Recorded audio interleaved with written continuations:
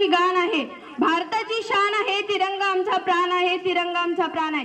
आजच्या कार्यक्रमाचे अध्यक्ष महाशय, गुरुजन वर्ग व येथे उपस्थित माझ्या विद्यार्थी मित्रांनो, सर्वप्रथम सर्वांना स्वातंत्र्य दिनाच्या हार्दिक शुभेच्छा।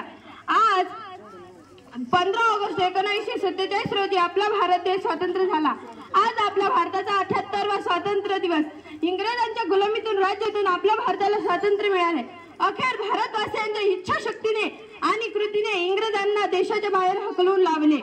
स्वातंत्र्याच्या काळात स्वातंत्र्य मिळवण्यासाठी हमीपत्रानंतर ब्रिटिशांचे शासन अधिक संपुष्ट झाले। या जुलमी समूळ उच्चाटन करण्यासाठी मुंबई, कोलकाता, माद्रास अशा प्रांतात प्रयत्न झाले। पक्षांची